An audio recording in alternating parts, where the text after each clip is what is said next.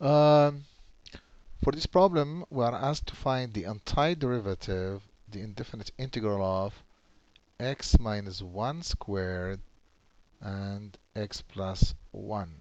So this is definitely a rational function, and the degree of the top is 2, the degree of the bottom is 3.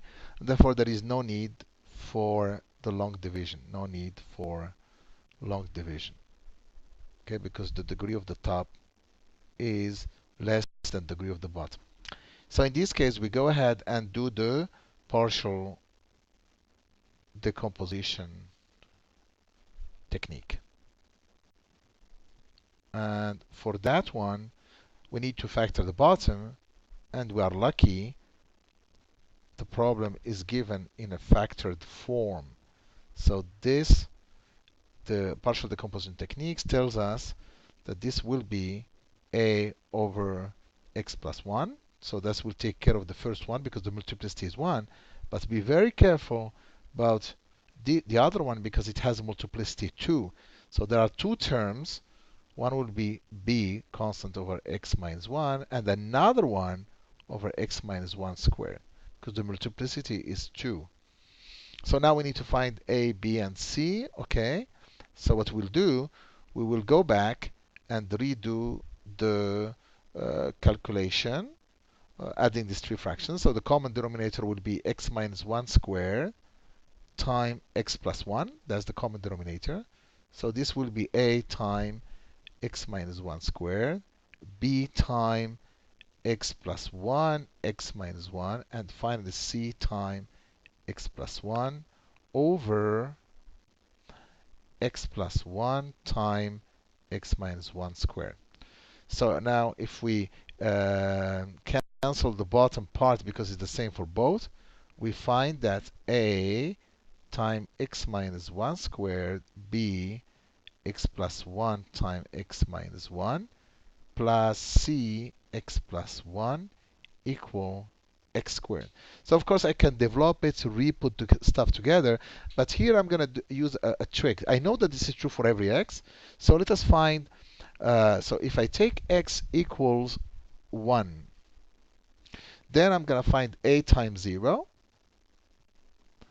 b times 2 times 0, plus c times 2 equals 1 squared, or 2c equals 1, c equal 1 half.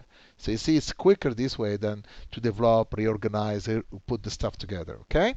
If I take x equal minus 1, in this case, the b will go away with c. So we're going to find a times minus 2 squared plus 0 times b plus 0 times c equal minus 1 squared.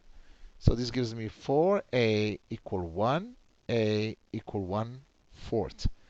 So now the one that's missing is the b. So I can take any value now. If I take x equals 0, I will find a times 1,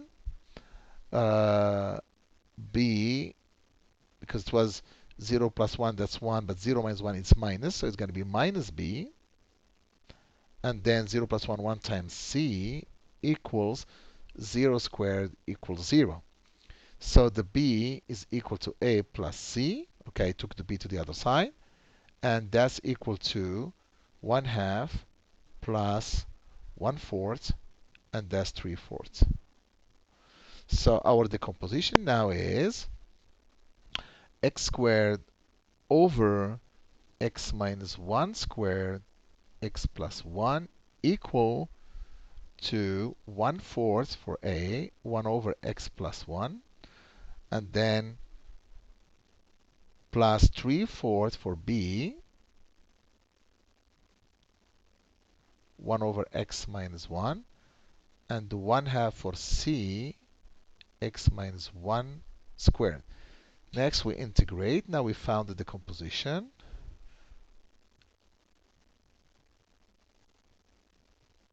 So the 1 over it will give me ln x plus 1. The next one also gives me an ln plus 1 half 1 over x minus 1 squared dx.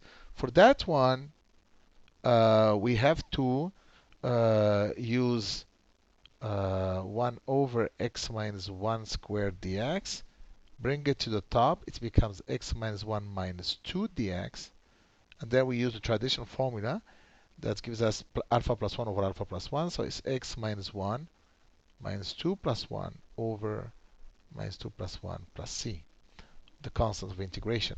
So of course minus 2 plus 1, that's minus 1. So the integral, putting the stuff together,